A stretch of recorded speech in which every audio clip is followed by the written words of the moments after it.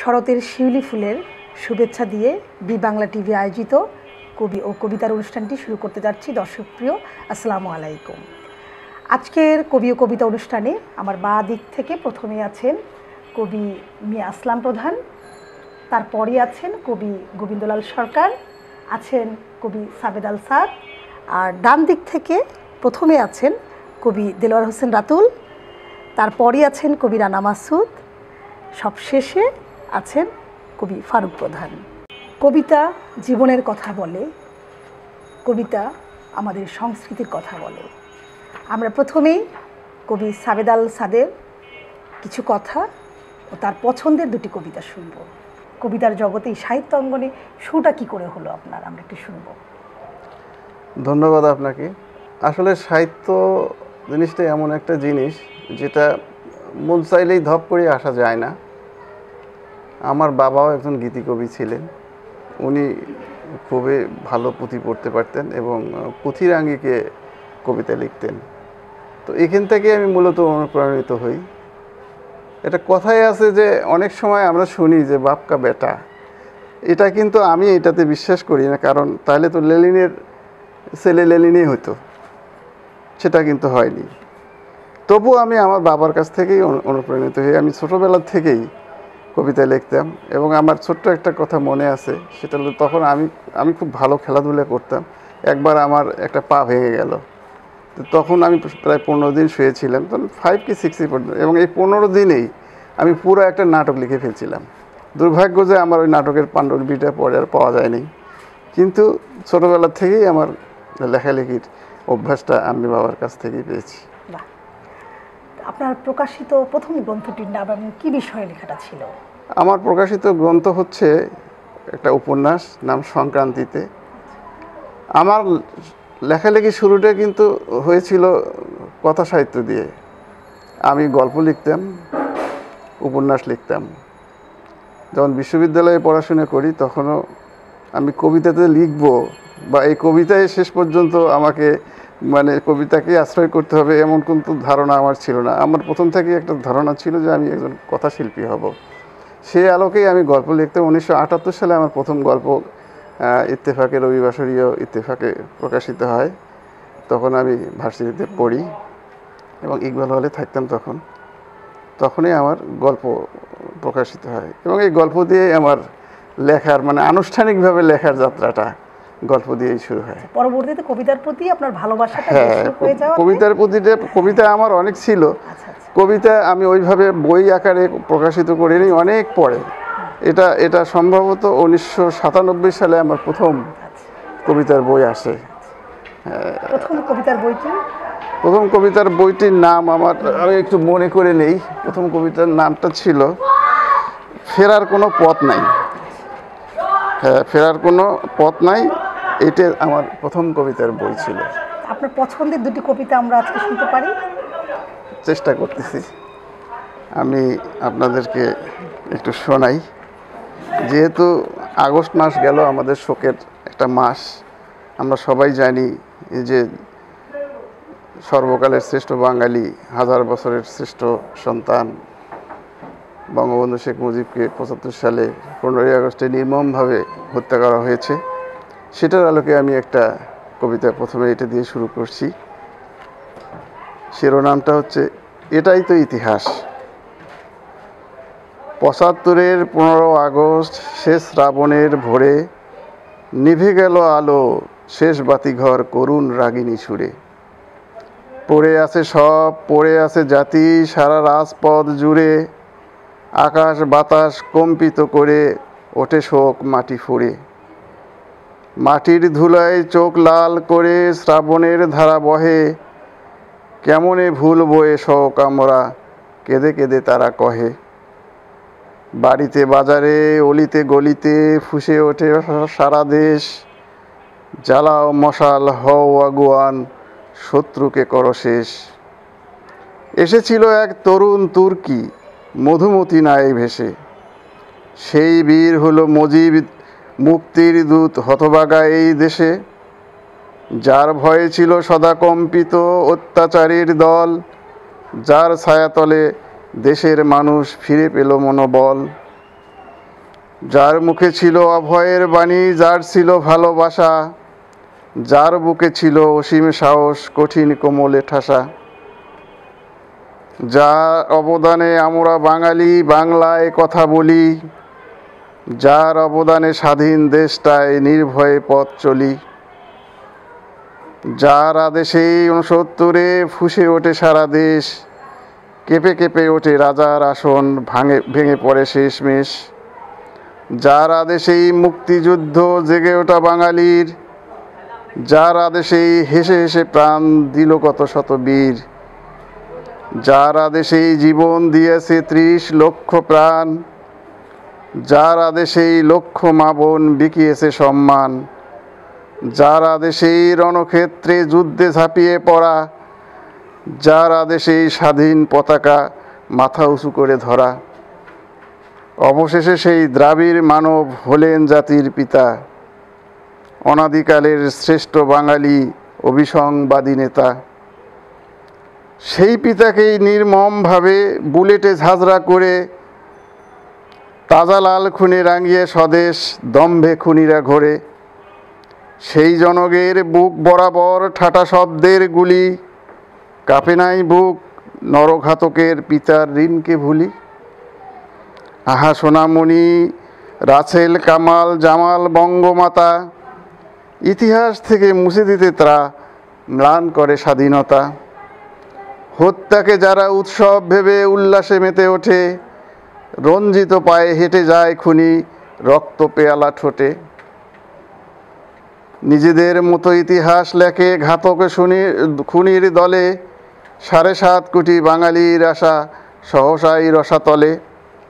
শত্রুর সাথে লড়াই করেছি দুর্গম আবাহনে, জাতির পিতাকে বসিয়েছি ফের রাজার সিংহাসনে। আপোষ করিনি বাঙালি কখনো, এটাই তো ইতিহাস।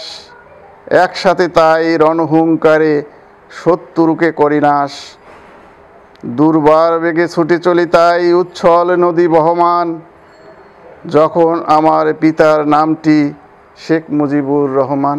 বাহ, অসাধারণ একটি কবিতা আমরা শুনলাম, অসংখ্য ধন্যবাদ। আমরা আরেকটি কবিতা আপনার কাছে শুনব। জল ছত্রাক। কপাল ছুঁয়েছে ঠোঁট, সে ছুঁয়েছে কাকে? চোখের ভেতরে চোখ, কে পড়েছে ফাঁকে? হৃদয় ক্ষরণে রানী, রাজ্য দৈন্য দশা, কে জিতবে শেষে হাজার অঙ্ক কষা? ঝরছে মায়ার দেহ, সে মায়াতে হাসি, দহন দ্রোহেও সে নয় তবুও আগ্রাসী। ঠোঁট ছুঁয়েছে চোখ, সে কারণেই জল, জলের উপরে কায়া, ছায়া অবিচল। বুকের মাঝারে কে মেঘ, বলেছে যাব, নীরদ তাহার কে, আমি কে আটকাবো? জলের উপর আমি জলস্রোতে ভাসি, ছত্রাক নাকি জল, কে তার সর্বনাশী? জলের কৌমার্য তুমি করেছো অবাক, তুমি স্রোতস্বিনী, আমি জলের ছত্রাক। বাহ, এখন আমরা কবি ফারুক প্রধানের কাছ থেকে কবিতা শুনব। আপনার শুরুটা আমরা শুনতে চাচ্ছি। শুরুটা আসলে আমার মায়ের মুখে শোনা। আচ্ছা। জাতীয় কবি কাজী নজরুল ইসলাম কবিতার জন্য জেলে গেছে, এটাই আমার কাছে সবচেয়ে বেশি, আমার কাছে মনে হয়েছে কবিতা প্রতিবাদের ভাষা। নিশ্চয়ই কবিতা প্রতিবাদ করে, না হলে জেলে কেন গেল? কারার ওই লৌহ কপাট, হ্যাঁ হ্যাঁ, শিকল পরার ছল, শিকল পরার ছল, ওই শিকল পরার ছল, শিকল পরে তোরে করব রে বিকল। এই যে তার গানগুলো, তার কবিতাগুলো, বিদ্রোহী কবিতায় তার কবিতা, এই যে অনুপ্রেরণাগুলো, আসলে সত্যি কথা কি, 1971 সালে যুদ্ধের সময় আমি তখন, আমার বয়স 6-7 বছর বয়স, তখন ওই আমাদের গ্রামে তখন ওই নজরুলের গান এবং কবিতা হতো। আমি তখন ছোটো ছিলাম এবং সেখানে আমি অংশগ্রহণ করতাম। তো তারপরে আমার ওই যে লেখা শুরু হলো নজরুলের কবিতা, ওই আপনার হচ্ছে আমি হব সকালবেলার পাখি। তারপরে আমি ওইটার প্যারোডি লিখলাম, কিন্তু আসলে প্যারোডি তো লেখা ঠিক হলো না। তখন নদীর ধারে গিয়ে আমি আবার শুরু করলাম 2 লাইন করে, ওই পারে তোর বসত বাড়ি নদীর কিনারায়, মাছরাঙা পাখিরা সব মাছ খেয়ে খেয়ে যায়। আবার পুকুর পাড়ে যখন আসলাম বাড়ির পাশেই, তখন পুকুর পাড়ের মাছ দরিয়ায় রুই কাতলা ভাসে, কচ্ছপগুলি নড়ে চড়ে কচুরিপানা ভাসে। এইভাবে আমার শুরুটা হলো। তারপরে আমার অভিনয় 1977 সালে অমানুষ নাটকে হুমায়ুন আহমেদের, তখন আমরা 3 ভাই অভিনয় করেছিলাম। আমার 2 ভাই ডুগি তবলা বাজাতে পারি। এবং 1967 সালে আমাদের পাঁচবি থিয়েটার গঠন হয়। সেখানে আমাদের ওখানে নাটক হতো, নবাব সিরাজউদ্দৌলা আমার বাবা অভিনয় করতো এবং ওখানে বাবার বন্ধুরা অভিনয় করতো। তো তারপরেই অনুপ্রেরণা তো আসছেই এইভাবেই।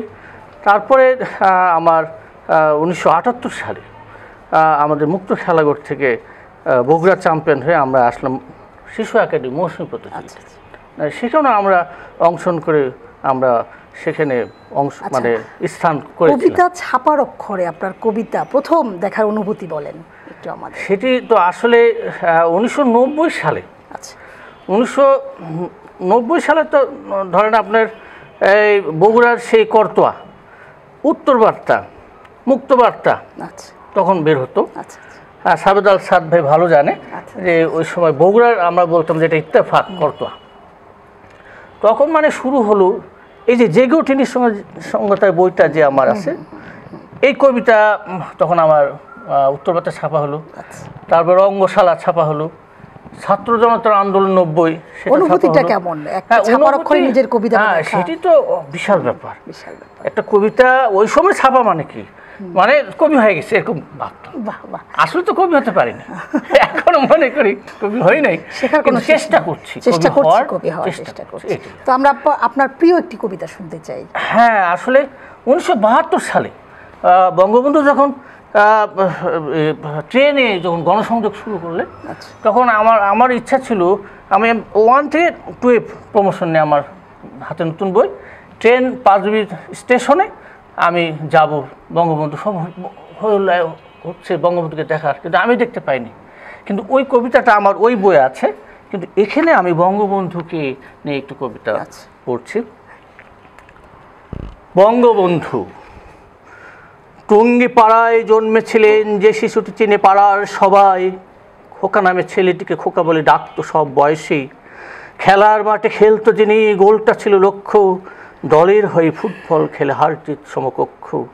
সামনে পড়ে নাজারির গায়ে, নেই তাতে কোনো বস্ত্র, সবে মাত্র স্কুলের ব্যস্ততম ছাত্র, কি দিবেন তারে মন্ত্র। সব ভাবনার অবসান হলো, গায়ের চাদরটি দেয় খুলে, স্তম্ভিত আজারি দোয়া করে, আহারে বাচ্চা কোলে তুলে নেয়। দেশে দশে চিনবে তোরে, আপন হবি সবার, তুই মানুষের মজিব হবি, বলবো 1000 বার। বুঝবি সেদিন বলবে সবাই, মানুষের মজিব, কৃষকের মজিব, শ্রমিকের মজিব, ছাত্রের মজিব, বাংলার মজিব, শেখের বেটা শেখ মুজিব। সেই স্বপ্ন ফলে গেল আজারের অশেষ দোয়ায়, তাই তো খোকা হলো মুজিব, মুজিব থেকে বঙ্গবন্ধু। মানুষের জন্য এগিয়ে যেতেন সেই দানুষী বালক, বাংলার মানুষ ভালোবেসে দিয়েছিল বঙ্গবন্ধু ফলক।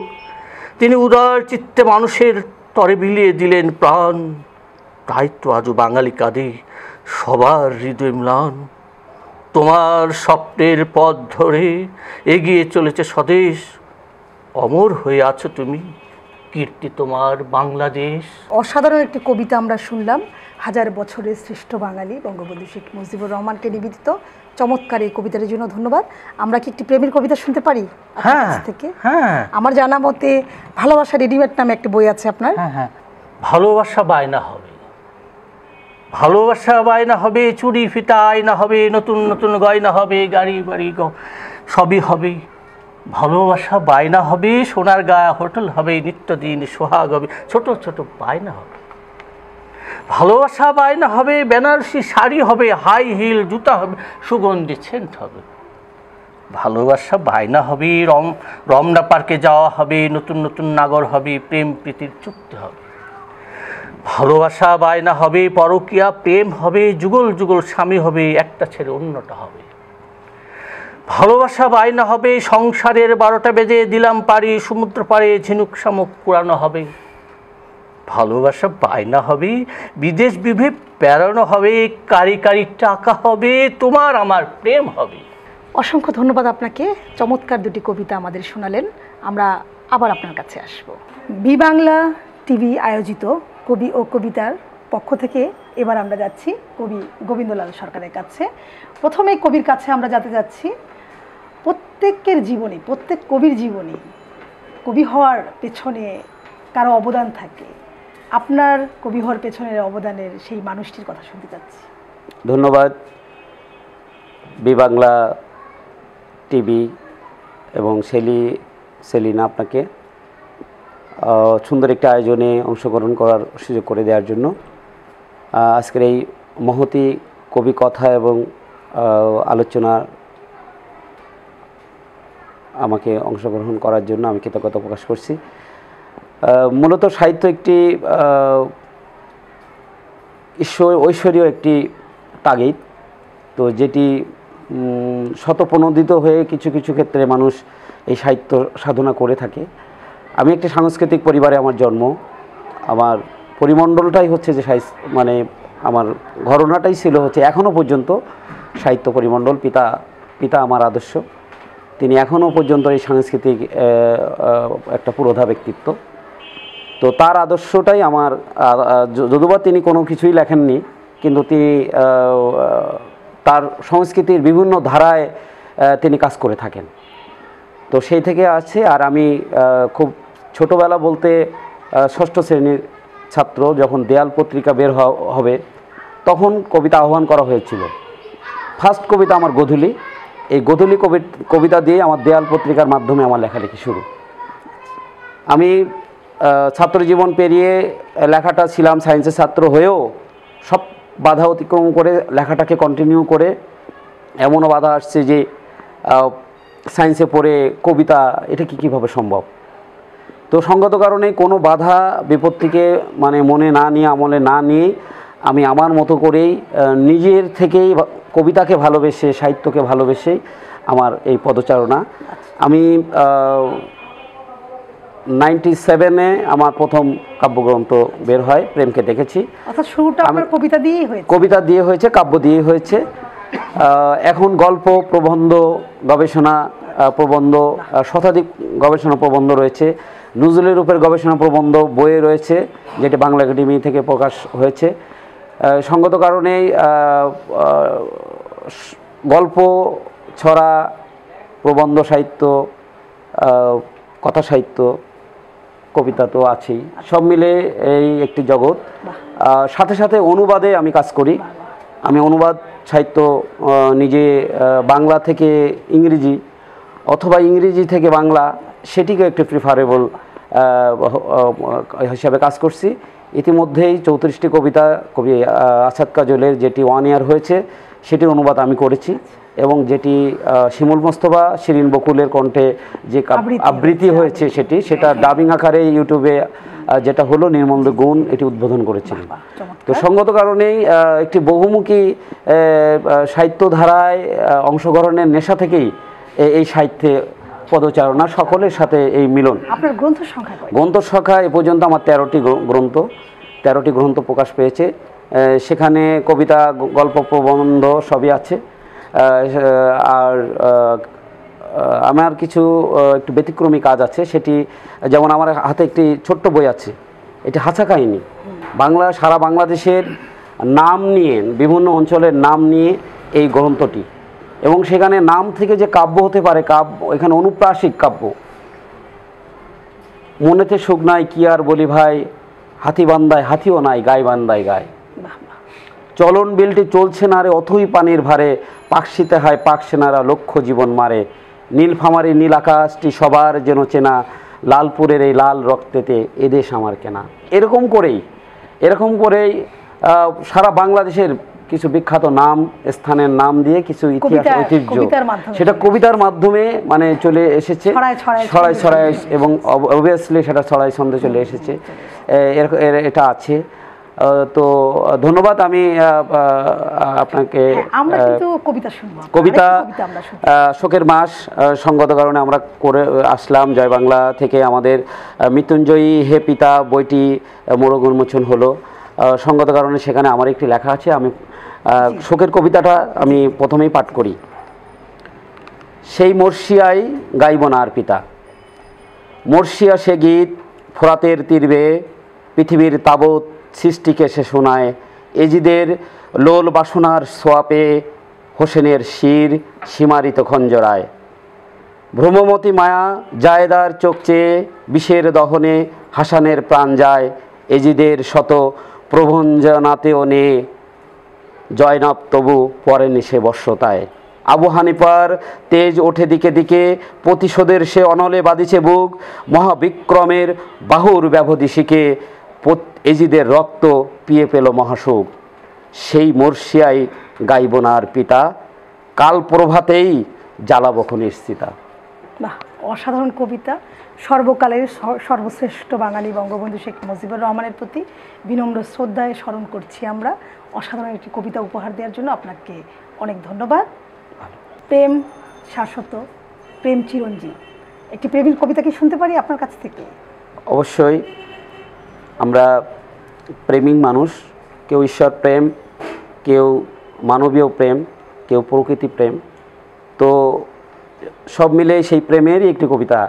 আমি আমার প্রেমকে দেখেছি গ্রন্থ থেকেই, যেটি 97-এ যেটি প্রকাশিত হয় প্রথম, সেই প্রথম গ্রন্থের প্রথম কবিতাটি আমি শোনাতে চাই। প্রেমকে দেখেছি। আমি প্রেমকে দেখেছি স্বর্গের দেশে উর্বশী লোপার হাসিতে, আমি প্রেমকে দেখেছি বেহুলা বালার কলায় ভেলায় ভাসিতে।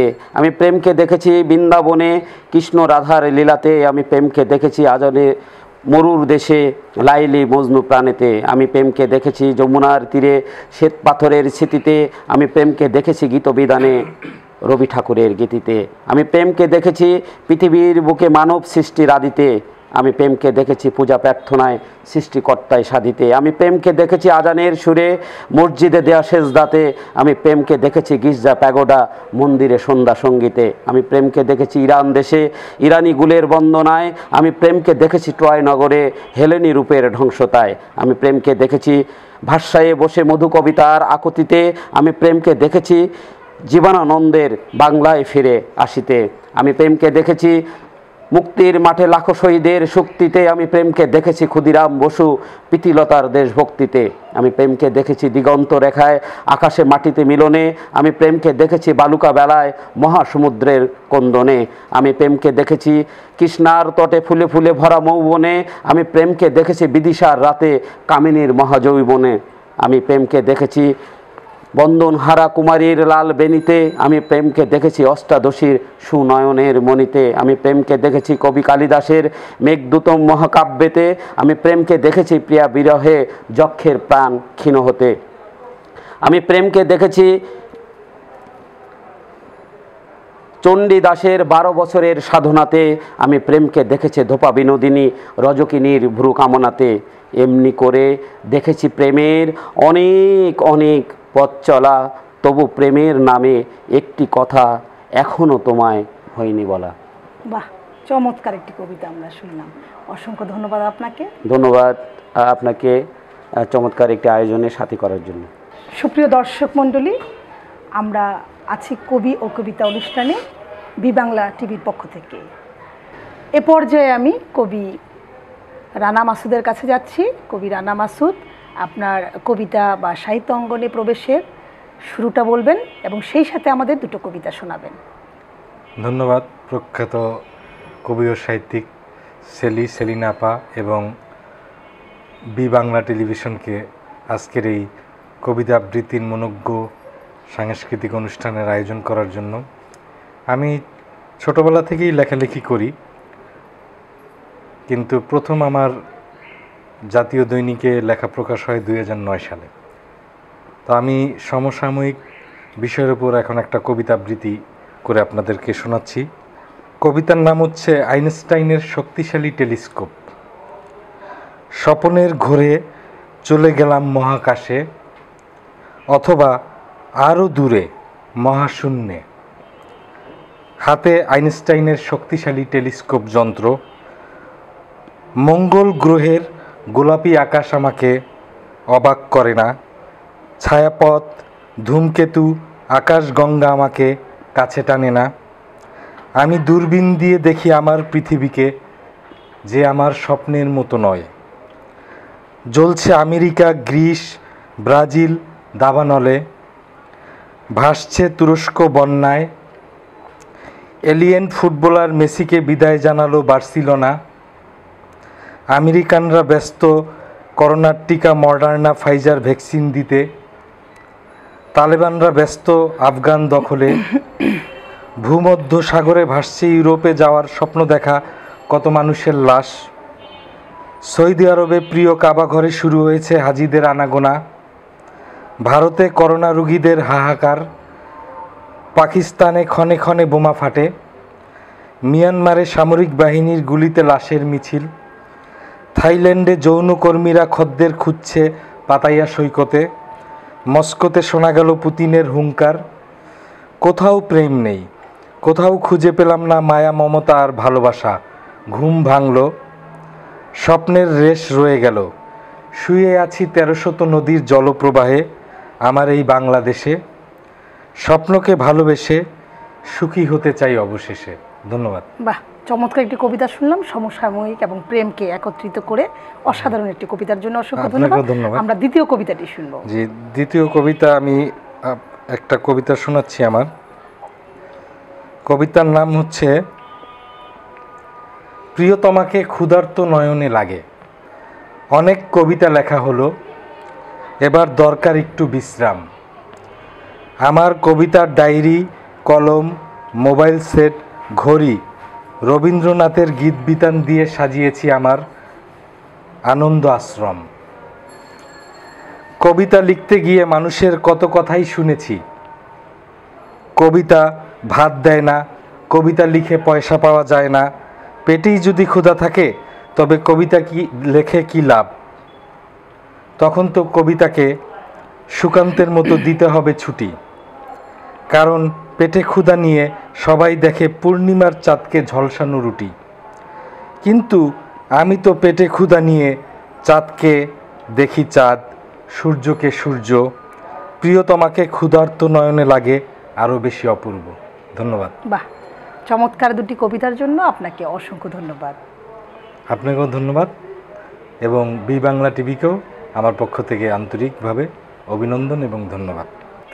সুপ্রিয় দর্শক শ্রোতা, আমরা উপভোগ করছি বি বাংলা টিভির পক্ষ থেকে কবি ও কবিতা অনুষ্ঠানটি। এ পর্যায়ে আমি কবি মিয়া আসলাম প্রধানের কাছে যাব। কবি মিয়া আসলাম প্রধান, আপনার কবিতা অঙ্গনে বা সাহিত্য অঙ্গনে শুরুটা এবং সেই সাথে আমরা দুটি কবিতাও শুনব। জি অবশ্যই, আমি আপনাকে ধন্যবাদ দিয়ে শুরু করছি। বি বাংলা কর্তৃপক্ষ যে আমাদেরকে এমন একটি সুযোগ করে দিয়েছেন, হৃদয়ের অন্তঃস্থল থেকে জানাচ্ছি আন্তরিক মোবারকবাদ এবং কৃতজ্ঞতা। তো আমি শৈশব থেকেই কবিতা লেখার প্রবল ইচ্ছা। 2-4 লাইন লিখে মার কাছে যেয়ে বলতাম, মা দেখো আমি কবিতা লিখেছি। তুই কি পাগল হয়েছিস? কবিতা কি এত মুখের কথা? আমি বললাম যে কাজী নজরুলের কবিতা পড়তেছি, চল চল চল ঊর্ধ্ব গগনে বাজে মাদল।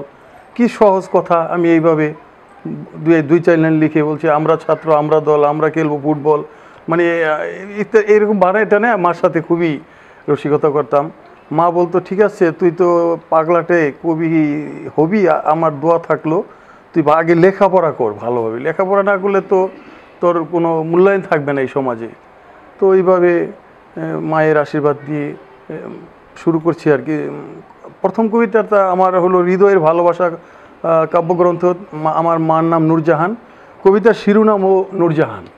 তো আমি সেই কাব্যগ্রন্থটি আজকে এখানে নিয়ে আসিনি, তো এটা আরেক সময় আপনাদেরকে হয়তো এমন সুযোগ হলে শোনাবো। এখন আমরা কি শুনবো, কোন কবিতাটা? এখন কিছুদিন আগে শোকের মাস, যেহেতু 15 আগস্ট জাতির জনক বঙ্গবন্ধু শেখ মুজিবুর রহমানকে সপরিবারে হত্যা করেছেন, সে লক্ষ্যে আমাদের জয় বাংলা সাহিত্য সংস্কৃতি পরিষদের যিনি কর্ণধার, সাধারণ সম্পাদক, প্রতিষ্ঠাতা, উনি আমাকে একদিন রাত দুপুরবেলা, আসলাম ভাই ভালো আছেন, একটি শোকের মাস শোকের কবিতা দেন বললেন। তো ওনার সাথে আমার প্রায়ই কথা হয়, উনি কবি হিসাবে আমাকে লাইক করেন, তো আমি ওনাকে শ্রদ্ধা করি। আমি বললাম যে হ্যাঁ, কবিতা তো শোকের নাই, অনেক কবিতাই তো আছে, তো শোকের কবিতা আমার নেই, তো ওই আপনি একটু চিন্তা ভাবনা করলে পারবেন, তো দেন। তৈরি করে আমার এই মেসেঞ্জার, মোবাইলে মেসেঞ্জার বক্সে দিয়ে দিলেই উনি এটাই করে। সে সুবাদে এই যে মৃত্যুঞ্জয়ী তুমি হে পিতা বইটি এই হয়ে গেল ওনার প্রেরণায়। তো আমি এই বইটি থেকে আমি শোকের একটি কবিতা জাতির জনক বঙ্গবন্ধু শেখ মুজিবুর রহমানকে নিয়ে লিখেছি, আমি পড়ে শোনাচ্ছি কবিতাটি। কবিতার শিরোনাম শেখ মুজিবের মুচকি হাসি। আমি দেখেছি শেখ মুজিবের মুচকি হাসি, মুজিবের হাসিতে ছিল ভালোবাসা রাশি রাশি। মুজিব চেয়েছিল সমগ্র বাঙালি জাতিকে করতে স্বাধীন, বাঙালিরা থাকবে কেন পরাধীন। স্বাধীনতার বাসনা মনে নিয়ে জিয়ে রাখে শেখ মুজিব, স্বাধীনতা ঠিকই ছিনিয়ে আনে মুক্তিযুদ্ধের চেতনায় প্রিয় মুজিব। ওই পশ্চিমা হায়নাদের পরাস্ত করে এক তর্জনীর ইশারায় মাথা নোয়াতে তাদের বাধ্য করে। কিন্তু নিয়তির কি পরিহাস, মাত্র 10-12 জন দুষ্কৃতিকারী মিলে চেয়েছিল শেখ মুজিব পরিবারকে হত্যা করে নিশ্চিহ্ন করতে একেবারে। 15 আগস্ট যদি শেখ মুজিবকে হত্যা করা না হতো, অবশ্যই শেখ মুজিব পুরো দেশটাকে মনের মতো সাজাতো। শেখ মুজিবের স্বপ্ন ছিল, আশা ছিল বাঙালি জাতিকে সারা বিশ্বে মাথা উঁচু করে দাঁড় করাতে, বাঙালি জাতি পারেটা কি সারা বিশ্বকে বোঝাতে। কিন্তু শেখ মুজিবকে হত্যা করায় জাতির অপূরণীয় ক্ষতি হয়ে গেল। তবে শেখ মুজিব মরে নাই, মরতে পারে না। যতদিন থাকবে পদ্মা, মেঘনা, যমুনা, ধলেশ্বরী, মধুমতি বহমান, বাঙালি জাতি ঠিকই মনে রাখবে জাতির জনক শেখ মুজিবই ছিল আদর্শবান। কথায় বলে রাখে আল্লাহ মারে কে, মারে আল্লাহ রাখে কে।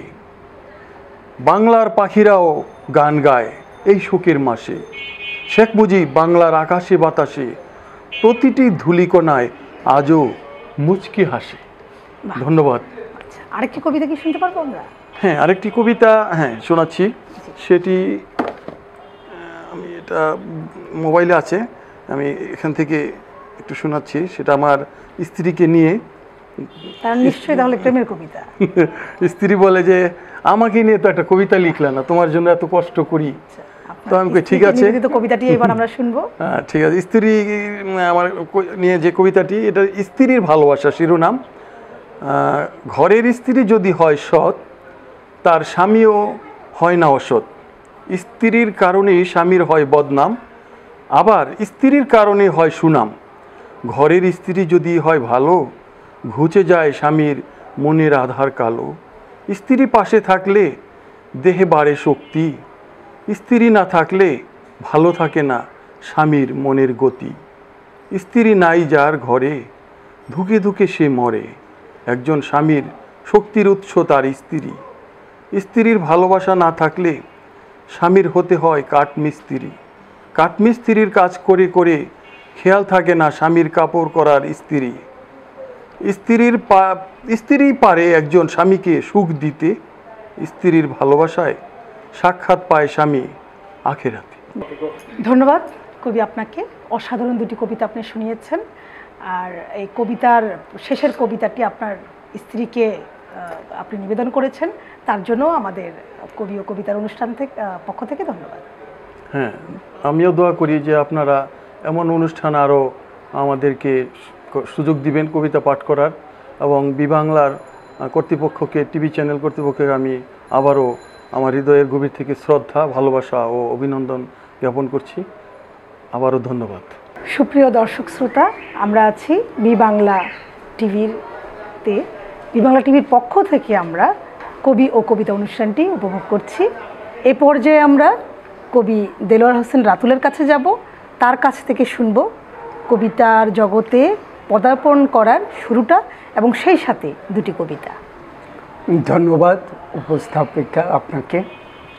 আমি 1975 সালের কবিতা লেখা শুরু। তখন আমি ক্লাস 9-এ পড়ি।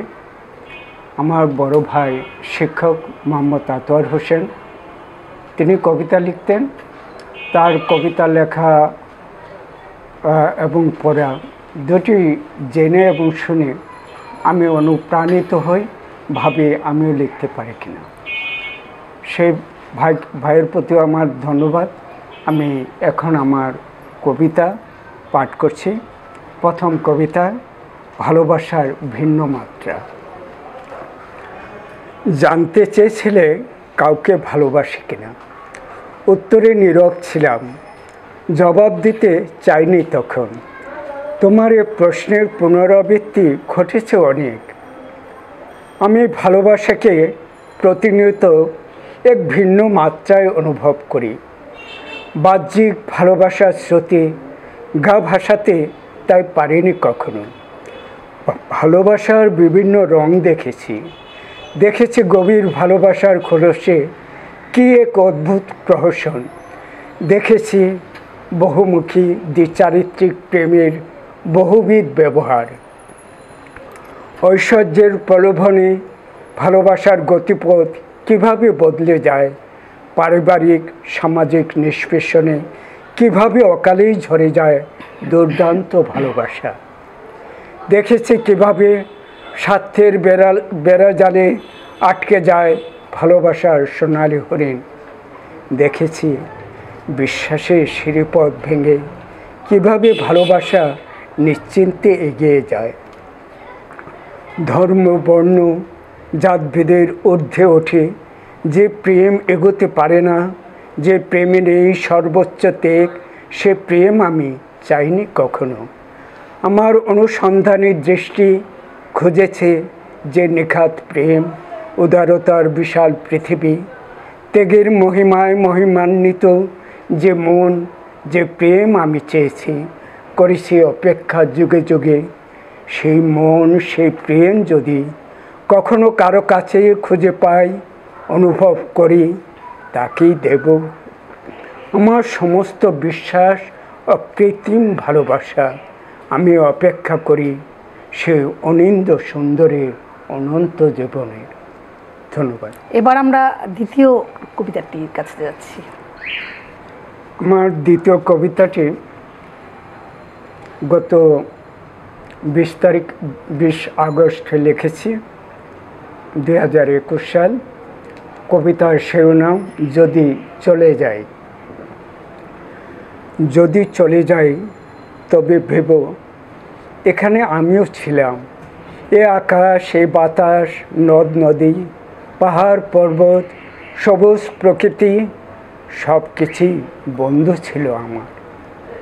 সময়ের প্রয়োজনে আমিও এসেছিলাম। বাস্তবতা আর স্বপ্নের মায়াজালে ছড়িয়েছিলাম জীবন প্রবাহে। সুখ আর দুঃখের জোয়ারে ভেসেছি প্রতিদিন। এভাবেই কেটেছে জীবন, এভাবেই সময়ের স্রোতে হয়েছি বন্দী। তারপরও আর কতদিন এভাবেই টিকে থাকা। সময়ের প্রয়োজনে আবার হয়তো প্রাণহীন হব। অনুভূতি, অস্তিত্ব সবই বিলীন হবে। আমি হব স্মৃতির পাণ্ডুলিপি। তবু যদি মনে হয় তবে ভেব আমিও ছিলাম তোমাদের সাথে ভালো লাগার ফুল হয়ে সময়ের প্রয়োজনে। ধন্যবাদ। অসংখ্য ধন্যবাদ আপনাকে। এতক্ষণ আমরা বি বাংলা টিভি আয়োজিত কবি ও কবিতার অনুষ্ঠানের মাধ্যমে দেশের প্রখ্যাত 6 জন কবির কিছু কথা ও কবিতা শুনলাম। কবিতা জীবনের কথা বলে, কবিতা মানবতার কথা বলে। আগামী অনুষ্ঠানে আমরা আবারও 6 জন কবির কথা ও কবিতা শুনব। সে পর্যন্ত আমাদের সাথেই থাকুন। দেশকে ভালোবাসুন, দেশের সাহিত্যকে ভালোবাসুন, দেশের সংস্কৃতিকে ভালোবাসুন। দেখা হবে আগামী সপ্তাহে আবার কথা ও কবিতায়।